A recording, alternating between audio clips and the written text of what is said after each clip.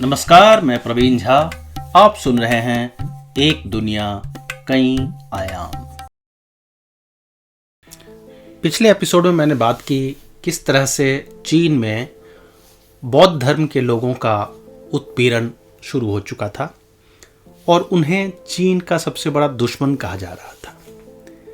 यह 9वीं सदी की बात है। मैं आज इसी कहानी में आगे बढ़ता हूं। 874 ईस्वी हेनान प्रांत चीन की बात कहता हूं। हेनान प्रांत की हवा में ही पॉलिटिक्स थी। लोग दबंगई और राजनीतिक तिकड़म से लेकर क्रांति के बीज बोते रहते थे। 20वीं सदी में भी जब चीन गणतंत्र बना तो यहीं से पहले राष्ट्रपति बने। मैं जब यहां का इतिहास पलट रहा था तो एक बार मन में कहा कि यह तो कुछ मामलों में चीन का बिहार जैसा लगता है। उन दिनों चीन में सिविल सर्विस की परीक्षा होती थी, जिसे शाही परीक्षा या इंपीरियल एग्जामिनेशन कहते थे। हेनान के लोगों में खासकर इस परीक्षा का क्रेज था, क्योंकि इससे ऊंचे पदों पर पहुंचा जा सकता था। इस परीक्षा में चीटिंग करने से लेकर धांधली के साक्ष्य मिले हैं। सोचिए कि जब दुनिया में कागज का आविष्कार हुआ, तब से लोग नकल करने के फर्रे बना रहे हैं। एक तस्कर माफिया परिवार के पढ़ाकू युवक हुआंग चाओ बारंबार यह परीक्षा दे रहे थे और असफल हो रहे थे। उन्हें लगने लगा कि यह सिस्टम ही भ्रष्टाचारी है, रिश्वतखोरी और भाई भतीजावाद से बहाली की जा रही है। पिछले दशकों में चीन में गरीबी बढ़ने लगी थी और गिने चुने लोगों ने सारी संपत्ति पर कब्जा कर रखा था। हेनान के ही कई लोग चोरी डकैती पर उतर आए थे। हुआंग चाओ ने एक युवाओं का दल तैयार किया जो जनता में बेंत के बने पैम्फलेट बांटने लग गए। उसमें अधिकारियों के भ्रष्टाचार की पोल खोली गई थी। उसमें जगह और समय लिखा होता जहां लोगों को जमा होना है। साथ ही इलाके के तस्करों और डकैतों को भी सम्मिलित कर लिया गया, जिनमें कुछ हुआंग परिवार के ही थे। हुआंग खुद भी जो धनुष क्रॉस बो होता था वो चलाने में उस्ताद थे। इन लोगों ने सरकारी संस्थानों और अधिकारियों पर हमले करने शुरू किए, लेकिन शाही सेना ने जल्द ही इन्हें काबू में कर लिया। कुछ युद्ध भी लड़े गए जिनमें इनकी हार हुई। 879 ईस्वी में एक दिन हुआंग चाओ ने कहा, मैं आप सभी का सेनापति यह घोषणा करता हूं कि तांग वंश का अंत किए बिना चैन से नहीं बैठूंगा। हमारी गरीबी का अंत तभी होगा जब हम इनके बड़े खजानों पर हमला करेंगे। कैंटन बंदरगाह पर फारस, अरब, इंडिया और सुमात्रा से जहाज भर भर कर सामान आ जा रहा है। हमें उस बंदरगाह को लूटना होगा। ऐतिहासिक विवरण के अनुसार कैंटन में 1 लाख से अधिक लोगों को मारा गया, जिनमें कई विदेशी व्यापारी थे। इस लूट ने तांग वंश शासन की कमर तोड़ दी। इसके बाद हुआंग चाओ की सेना ने रईस लोगों को लूटना शुरू किया और उनको भागकर पहाड़ों में जाना पड़ा। जैसे जैसे यह विद्रोही सेना राजधानी की ओर बढ़ने लगी, तमाम अधिकारी और सेना प्रमुख भी अपनी जान बचाकर भागने लगे। 8 जनवरी 881 को चीन के राजा जिजोंग को भी भागना पड़ा और उसने चेंगडू पहाड़ी में शरण ली। आखिर यह शाही परीक्षा फेल हुआ व्यक्ति हुआंग चाओ चीन के तख्त पर जा बैठा। मगर यह डकैतों और माफियों से बना राज्य क्या टिक पाता। लूटपाट के बाद आम जनता के हाथ कुछ नहीं आया। उसके बाद जो हुआ वह चीनी इतिहास की सबसे भयानक घटनाओं में दर्ज है। जब खाने को कुछ नहीं था, आदमियों को मारकर खाया जाने लगा। उस समय के एक संस्मरण में दर्ज है, कुत्तों के मांस से अधिक सुविधा से आदमी के मांस मिल जाते तो लोग वही खाने लगे। यह भूख की क्या पराकाष्ठा रही होगी कि आदमी इस कदर पागल हो गया कि दूसरे आदमी को खाने लग गया। चीनी कवि डू फू ने लिखा है, सत्ताएं मिटती रहती है, राज्य बिखरते रहते हैं, मगर देश कभी खत्म नहीं होता। चीन में जन क्रांति लाकर गद्दी पर बैठने वाले राजा हुआंग चाओ आखिर हार गए। अफवाहें थी कि वह भागकर पहाड़ों में चले गए और बौद्ध भिक्षु बन गए। नतीजतन 10वीं सदी में चीन एक बार फिर से बिखर गया। छोटे छोटे राज्य आपस में लड़ने लग गए। लेकिन चीन का इतिहास ही मिथकों से पटा पड़ा है, ड्रैगन की आकाशवाणियों से। संभवतः यह उस जमाने की जादुई फेक न्यूज होंगे जो फैलाए जाते होंगे, मिथक गढ़े जाते होंगे। 960 ईस्वी में एक आकाशवाणी के बदौलत सोंग वंश आ गया। सोंग साम्राज्य चीन का रिनेसां काल कहा जाता है। माइकल वुड ने इस काल के विषय में लिखा है, 10वीं सदी के अंत में चीन दुनिया का सबसे महान सभ्यता बन चुका था। इसके नगर दुनिया में सबसे बड़े थे, कारीगर सबसे कुशल, जनसंख्या दोगुनी हो गई। पूरी दुनिया के चौथाई से अधिक लोग चीन में बसते थे। यूरोप में रेनेसां 14वीं सदी के बाद आया, जबकि चीन में यह 11वीं सदी में आ गया। सबसे जादुई चीज जो चीन में प्रचलित हुई वह था कागज। कागज बनाना चीन ने पहले भी सीख लिया था, मगर ग्रंथ बेंत पर ही लिखे जाते थे क्योंकि कागज की गुणवत्ता अच्छी नहीं थी। दुनिया के अन्य क्षेत्रों में पेड़ के छालों, पत्तों या पशुओं के अंश या उनके चमड़े पर लिखा जाता था। लुगदी से कागज बनाने की तकनीक मुख्यतः चीन तक सीमित थी और यह रेशम मार्ग से दूसरी जगहों पर जाने लगी थी। खासकर इस्लाम के प्रसार में कागज ने बड़ी भूमिका निभाई जब कुरान की नकलें तैयार होकर आगे भेजी जाने लगी। लेकिन यह कागज बनाने की तकनीक मैं कहूंगा कि चीन तक ही ज्यादातर सीमित थी। तांग वंश 618 से 907 ईस्वी तक रहा। उस समय चाय की पत्तियों को कागज में लपेटने का वर्णन है। सोंग वंश जो 960 से 1279 ईस्वी तक रहा के समय कागज पर खूब ग्रंथ लिखे जाने लगे और कागज बेहतर होता गया। बल्कि पहले कागज के नोट और ताश के पत्तों का भी जिक्र मिलता है। एक चीनी किताब जो 11वीं सदी में कागज पर लिखी गई, उसका शीर्षक है बुढ़ापे में स्वस्थ कैसे रहें। ऐसी किताबें अब तो स्टॉल पर मिल जाया करती हैं, मगर उस वक्त के लिए नई चीज थी। पहले राष्ट्रीय पुस्तकालय से लेकर पहले राष्ट्रीय विश्वविद्यालय तक का क्रेडिट सोंग साम्राज्य चीन में ले जाता है। जो भी किताबें बेंत पर लिखी थी उसकी नकल कागज पर उतारी गई। इस कारण कागज का उत्पादन आसमान छू गया। इस कालखंड में इस्लामी दुनिया से चीन का संपर्क तो था ही, एक और बड़ा साम्राज्य समुद्री रास्तों से अपना विस्तार कर रहा था। वह साम्राज्य इंडोनेशिया और मलय तक पहुंच रहा था। 1020 ईस्वी में एक जहाज चीन के कैंटन तट पर लगा, जिससे कुछ श्यामल लोग उतरे। उन्हें राजा चेंग सुंग के दरबार में लाया गया। उन्होंने कहा, हम दूर दक्षिण से आए हैं। हमारे प्रधान दूत पन्नन तमोली का तट पर ही देहांत हो गया। हम चोल वंश के प्रतापी महाराज राजेंद्र का संदेश लेकर आए हैं। यानी ये लोग भारत से आए थे। जियोपॉलिटिक्स आज एक नया शब्द लगता है, लेकिन इसकी जड़ें सदियों पुरानी है। जब राज्यों के मध्य व्यापार शुरू हुआ तो उसमें खिलाड़ियों के मध्य तिकड़म शुरू हो गए थे। यह चाहे जमीनी मार्ग हो या समुद्री मार्ग, देखना पड़ता था कि बीच में मिडलमैन कौन है, वह कितना सहयोग करता है। अगर नहीं करता तो उसे बाईपास कैसे किया जाए। अरब को बाईपास करने के फेर में ही तो यूरोप को भारत का लंबा समुद्री रास्ता ढूंढना पड़ा। लेकिन यहां बात हो रही है चीन की। चीन से भारत के कठिन पहाड़ी जमीनी रास्ते पर हम चर्चा कर चुके हैं। 10वीं सदी के बाद से समुद्री रास्ते से व्यापार की पहल शुरू हुई। आप अगर मानचित्र देखेंगे तो चीन से जहाज निकलकर कंबोडिया के किनारे चलते हुए इंडोनेशिया की तरफ बढ़कर वहां जाकर फंस जाता है। वहां उसे इंडोनेशिया के जावा और सुमात्रा द्वीपों के बीच की पतली नहर से गुजरकर अंडमान और दक्षिण भारत तक जाना होगा। यानी मिडलमैन कौन हुआ? जाहिर है इंडोनेशिया। अब चलते हैं 10वीं 11वीं सदी में। उस समय चीन में सोंग साम्राज्य था, कंबोडिया में खमेर साम्राज्य था और मलय इंडोनेशिया में मुख्यतः श्रीविजयन साम्राज्य था। तमिलनाडु में या तमिल क्षेत्र में चोल साम्राज्य था। अब मान लेते हैं कि रेशम, कागज और चीनी मिट्टी के सामान लिए एक चीनी जहाज भारत की ओर चलता है। उसे पहली चुंगी कंबोडिया के खमेर राजा को देनी होगी, दूसरी चुंगी इंडोनेशिया के श्रीविजयन राजा को देनी होगी और आखिर जाकर वह भारत में चोल साम्राज्य तक पहुंचेगा। जब चीनी जहाज इंडोनेशिया के जावा और सुमात्रा के बीच से गुजरने लगे तो उन दोनों राज्यों के मध्य भी लड़ाई हो गई। 1016 ईस्वी में सुमात्रा ने चीन से मदद ली और जावा को हराया। उनके हाथ में पूरी तरह वह नहर आ गया। वे अब चीन के साथ ही खेल खेलने लगे।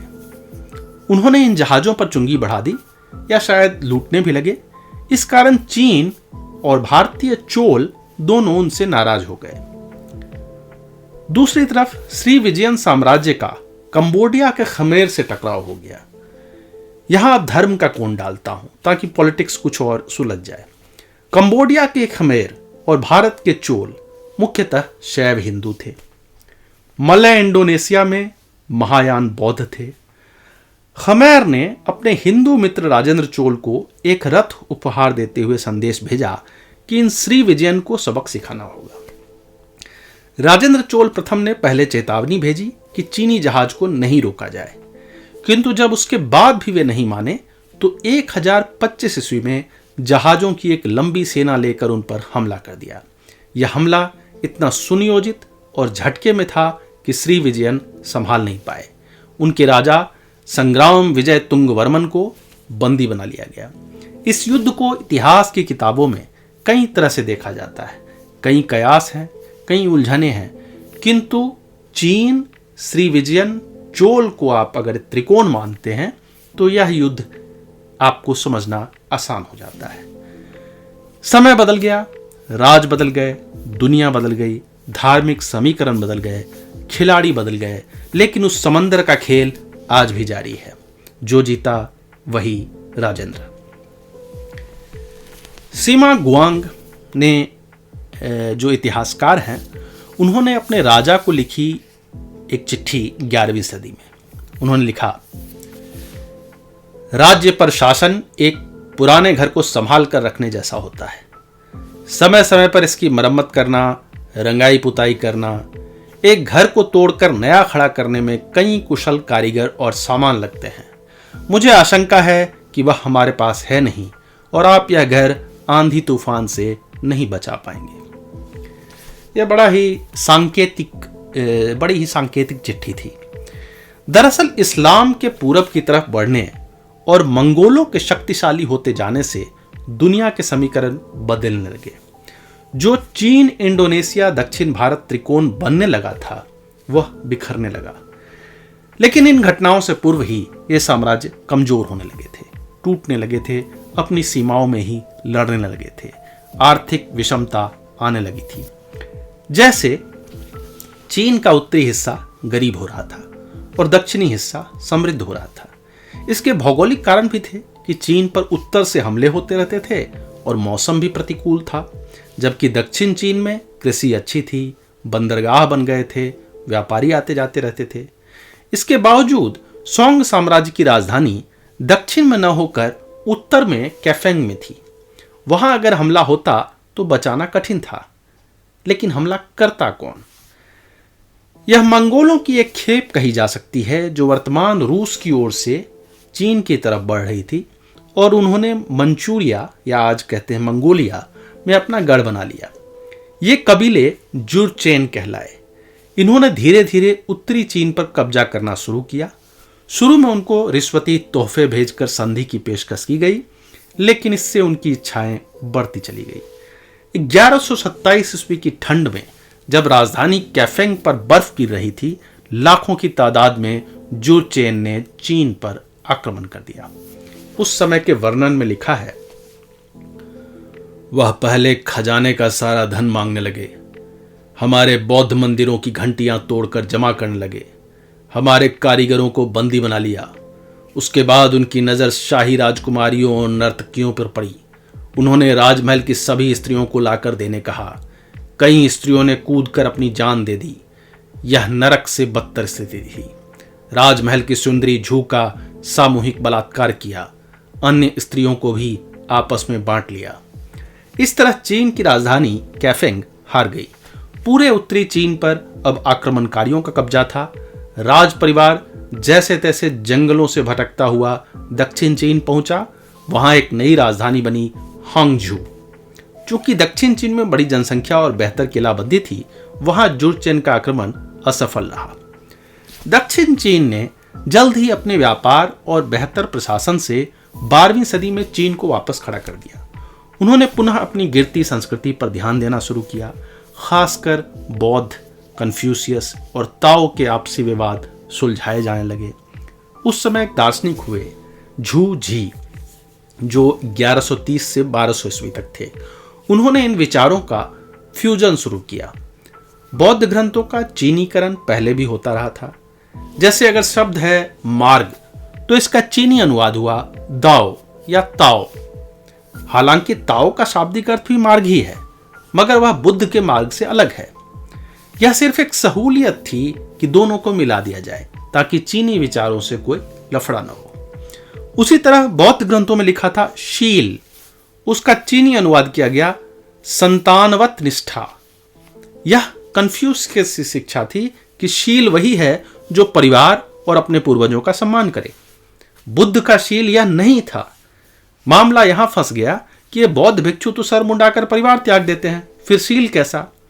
इसलिए चीनी बौद्धों ने समझाया कि हम शील को थोड़ा सा रीडिफाइन कर यानी पुनः परिभाषित कर देते हैं ताकि एक परिवार में रहकर अपने पूर्वजों का सम्मान किया जा सके। तो यह एक संतानवत निष्ठा भी शील कही जा सकती है। सबसे विचित्र अनुवाद हुआ निर्वाण का। निर्वाण का अनुवाद चीन में हुआ निष्क्रियता, नॉन एक्शन। यह ताओ शिक्षा थी। इस अनुवाद को तो अगर बुद्ध स्वयं आकर पढ़ लेते तो सर पकड़ लेते कि यह क्या कर डाला तुम चीनियों ने, कि आपने निर्वाण को निष्क्रियता कहना शुरू कर दिया। फौरी तौर पर यह कहा जा सकता है कि चीन का बौद्ध धर्म था तो मेड इन इंडिया, मगर इसको असेंबल्ड इन चाइना कर दिया गया। जब मैं रूस पर किताब लिख रहा था तो उसकी शुरुआत मैंने साइबेरिया से की थी। उसमें मैंने मंगोलों पर अध्याय लिखा है, लेकिन रूस को केंद्र में रखकर लिखा है। अब जो मैं आपको सुना रहा हूं वह चीन को केंद्र में रखकर कह रहा हूं, जबकि बात मंगोलों की ही की जा रही है। वे कौन थे, कहां से आए और कैसे इतने ताकतवर हो गए कि चीन से रूस तक कब्जा कर बैठे। जो तो मंगोलों पर कई लोगों ने लिखा है, लेकिन मैं वह किताब ढूंढ रहा था जो मंगोलों के काल में उनके द्वारा ही लिखी गई हो। बाहरी लोग जब लिखते हैं तो मंगोलों की छवि अक्सर क्रूर, रक्तपिपासु, आक्रमणकारी की बनाते हैं। मुझे यह देखना था कि मंगोल स्वयं क्या कहते हैं। इसके लिए तो किसी मंगोल से मिलना होगा। मंगोलों से पहली मुलाकात नॉर्वे के द्रामेंस शहर में हुई, जहां पारंपरिक मंगोल एक उत्सव में आए थे।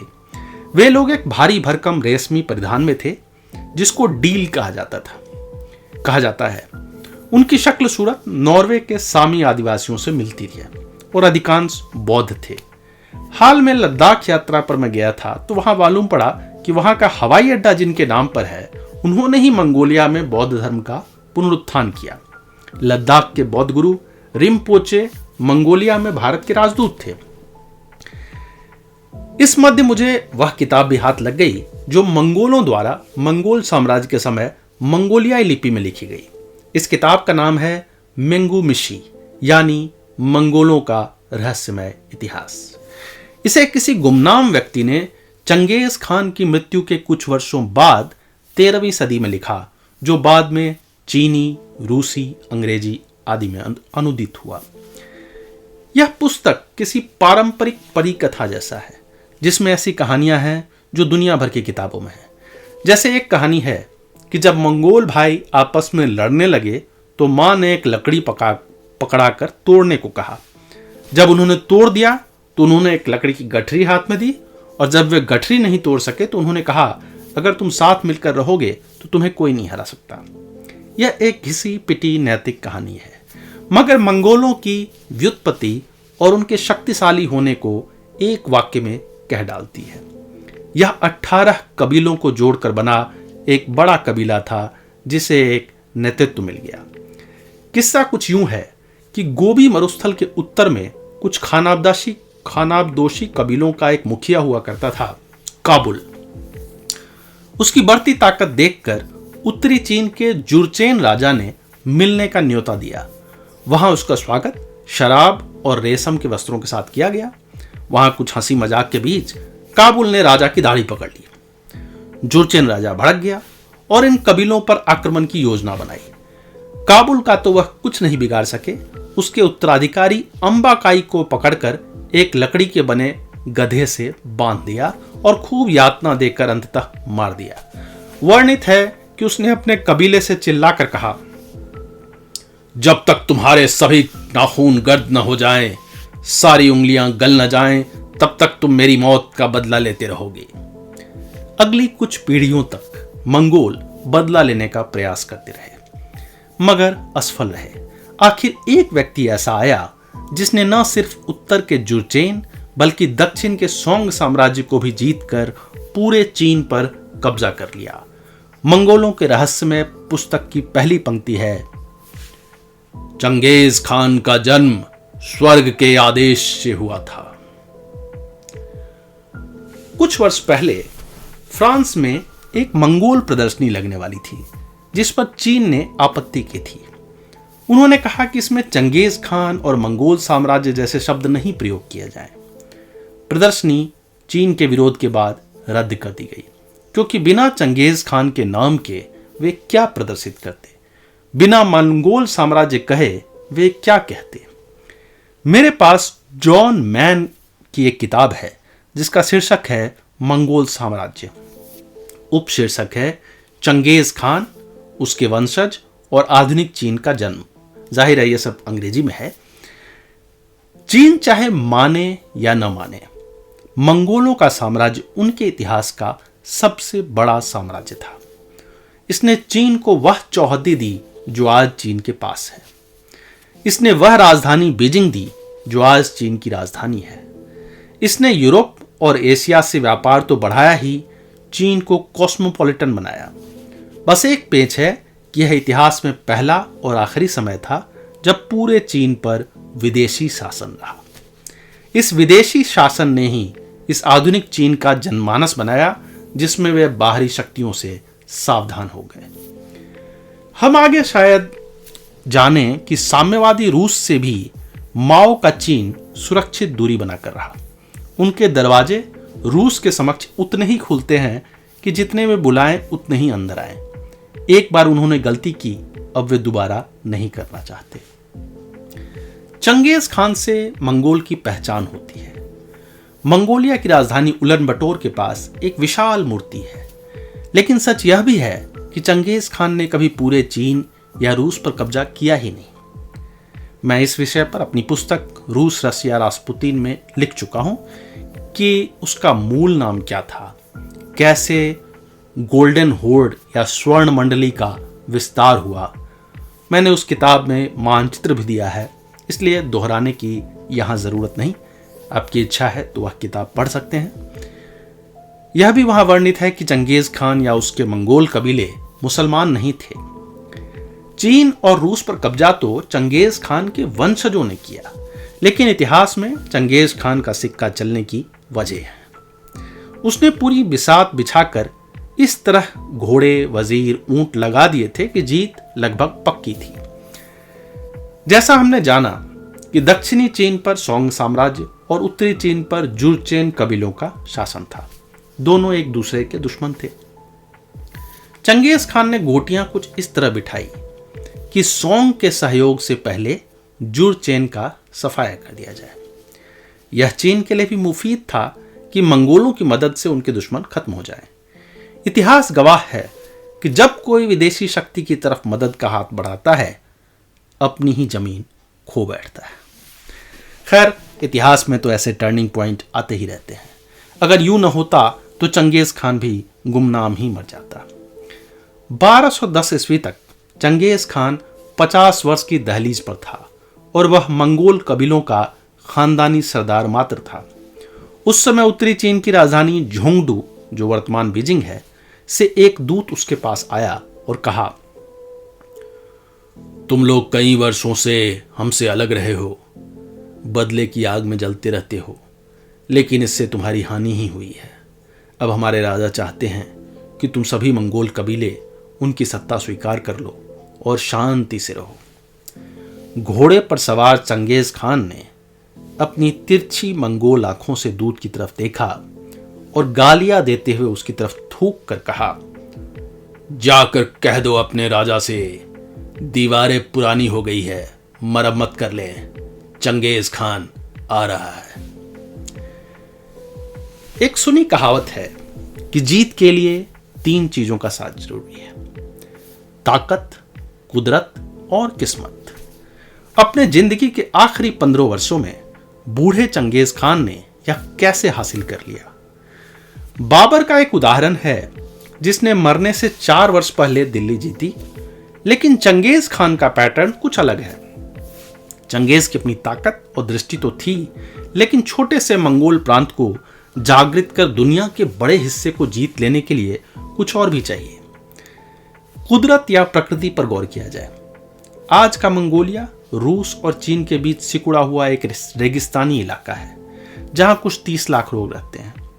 कयास लगते हैं कि चंगेज के समय 7-8 लाख से अधिक लोग नहीं होंगे जो यह कठिन मौसम झेल रहे होंगे। मुझे लद्दाख में 2 कुबड़ों वाले नाटे कद के ऊंट दिखे जो मंगोलिया से आए थे। मालूम पड़ा कि आज भी मंगोलिया में आदमी की संपत्ति पैसे या जमीन से नहीं, इससे नापी जाती है कि उसके पास मवेशी कितने हैं, ऊंट कितने हैं, घोड़े कितने हैं, बकरियां कितनी हैं। ठीक है, यह मान लिया कि वे कुछ लाख मंगोल अव्वल दर्जे के घुड़सवार रहे होंगे। कहा जाता है कि उन्होंने ही झटके से तूफानी हमला, जिसे ब्लिट्जक्रीग भी कहते हैं, जर्मन शब्द है, उसकी शुरुआत की। दुश्मन के जागने से पहले ही दुश्मन को खत्म कर डालो। मगर चीन या रूस जीतने के लिए छोटी मोटी लूटपाट या कुछ हजार घोड़े काफी नहीं थे। इतने घोड़ों को गोबी के रेगिस्तान में पालना भी असंभव लगता है। यह पहेली उलझी रह जाती है, मगर हाल में वैज्ञानिकों को एक अजीब रहस्य मालूम पड़ा। पेड़ों के तने में बनी वृत्ताकार धारियों से पेड़ों की उम्र मालूम की जा सकती है। शोधियों ने पाया कि मात्र उन 2 दशकों में, जब चंगेज खान सक्रिय था, अचानक पेड़ों की संख्या और मोटाई बढ़ गई।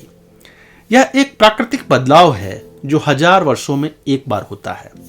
जब रेगिस्तान में जमकर बारिश होती है, अचानक हरियाली आ जाती है, वनस्पति से लेकर पशुओं की संख्या बढ़ने लगती है। इसे मरुस्थल का बरसाती काल या प्लूवियल पीरियड कहते हैं। ताज्जुब है कि चंगेज के मरने के कुछ वर्षों बाद वापस मंगोलिया हमेशा के लिए सूखे की तरफ चला गया। हालांकि यह कोई उतनी भी अजीब बात नहीं है। गर्मियों में मैं राजस्थान गया था तो लोगों ने बताया कि जोधपुर में इतनी बारिश हुई कि सड़कों पर पानी आ गया। गाहे बगाहे ऐसा हो जाया करता है। ताकत आ गई, कुदरत ने साथ दिया, मगर किस्मत कहां से आई? कम से कम उस जमाने में तो यह माना जाता है कि सब ऊपर वाले की कृपा है। मंगोलिया जैसे इलाकों में लोग मानते हैं कि एक आकाश है जहां भगवान है और एक ये धरती है जो हमारी माँ है। आज भी मंगोल जब खदानों का विरोध करते हैं तो यही तर्क देते हैं कि अगर धरती माँ को खोद दिया तो आकाश में बैठे भगवान बिगड़ जाएंगे और सब संतुलन बिगड़ जाएगा। यह आकाश के भगवान तेंगरी कहलाते, और चंगेज की कहानी में तेंगरी बारंबार आता है। वह स्वयं को इस शाश्वत आकाश का दूत मानता था। उसने मंगोल कबीलों में एक देवता का स्थान ही ले लिया। यह संभव है कि जब मंगोलिया में अचानक हरियाली आई होगी तो इसे भी चंगेज ने अपना करिश्मा कहा होगा या लोगों को ऐसा लगा होगा। इन तीनों के बावजूद चीन कोई 2 कौड़ी की रियासत नहीं थी कि घोड़े पर सवार कुछ कबीले जीत कर निकल जाए। उसकी दीवालों को लांघना और अनुशासित चीनी सेना से लड़ना इतना आसान नहीं था। जहां तक रेगिस्तानी सरपट भागते घुड़सवारों की बात है, जुरचेन खुद ही गोबी मरुस्थलों और बीहड़ पश्चिमी इलाकों से आए थे। उन्होंने मंगोलों को कई बार हराया था। चंगेज खान जीते जी कभी चीन नहीं जीत सका। वह 15 वर्षों तक चीन की दीवार के बाहर रहा। उसे लांघने की कोशिशें असफल रही या हार कर वापस लौटना पड़ा। हाँ, पश्चिमी झिया प्रांत जो मंगोलिया के पड़ोस में था, उस पर चंगेज खान ने जीत हासिल कर ली थी। 1227 ईस्वी में 65 वर्ष का बूढ़ा चंगेज दक्षिणी मंगोलिया में एक तंबू लगाए अपने 10-12 वर्ष के पोतों कुबलई और हलाकू खान के साथ बैठा था। खबरें आ रही थी कि झिया जीत लिया गया है और उत्तरी चीन के लिए सेना तैयार है। चंगेज खान तेज बुखार से तप रहा था और उसकी मौत करीब थी। उसके मरते ही वह तेंगरी आकाशदूत भी मर जाता। उसकी सेना दशा दिशा खो देती। शत्रुओं में चंगेज का खौफ खत्म हो जाता। मगर विजेता तो अपनी मौत से भी एक कदम आगे सोच रहा होता है। चंगेज के मृत्यु के 2 दशक बाद जन्मे फारसी लेखक राशिदुद्दीन ने बड़े नाटकीय ढंग से लिखा है। अपनी मौत करीब देख चंगेज ने कहा, सुनो, मुझे लेयुपान शाह घाटी की तरफ ले चलो। अगर मैं मर जाऊं तो किसी को कानो कान खबर न हो, न कोई शोक मनाए न रोए। जब तांगूत यानी उत्तरी चीन का राजा समर्पण करे तो उसे यहां मेरे पास लेकर आना और मेरी लाश के सामने उसे मार देना। भले मेरी धड़कनें बंद हो गई हों, सांसें रुक गई हों, दुश्मनों के मन में चंगेज हमेशा जिंदा रहना चाहिए। 1227 ईस्वी काई चेंग, वर्तमान गुयान के निकट। उत्तरी चीन के हारे हुए राजा ली जियान को चंगेज खान के पास लाया जा रहा था। उसके पीछे कुछ घोड़ों पर कई कीमती तोहफे लदे थे। स्वयं राजा जियान बुद्ध की एक स्वर्ण प्रतिमा हाथ में लिए बढ़ रहा था। चंगेज के तंबू के बाहर ही उसे कहा गया कि सभी तोहफे बाहर रख दे। बुद्ध की प्रतिमा के साथ 9 सोने के बर्तन और 9 चांदी के बर्तन रखे गए। साथ ही एक ऊंटों का काफिला और 9 सुंदरियां भी दी गई। उसके बाद राजा ने जब चंगेज से मिलने की इच्छा जताई, तोलुई, जो चंगेज खान का चौथा बेटा था, ने उसका गला घोंटकर मार दिया। यह स्पष्ट नहीं है कि चंगेज उस समय जिंदा था या मर गया था। उस कालखंड की सीक्रेट हिस्ट्री में भी बस यह लिखा है कि चंगेज के हृदय में दर्द और बेचैनी हो गई थी, इसलिए मिलने नहीं दिया गया। संभवतः वह पहले ही मर चुका था, अन्यथा वह इस राजा को अपने सामने मरते हुए देखना पसंद करता। गोबी से काला सागर तक, चीन से रूस तक जिस विशाल मंगोल साम्राज्य की बात की जाती है, वह दरअसल चंगेज खान के बेटे, तीसरे बेटे उगदे खान और पोते बाटू खान की फतह थी।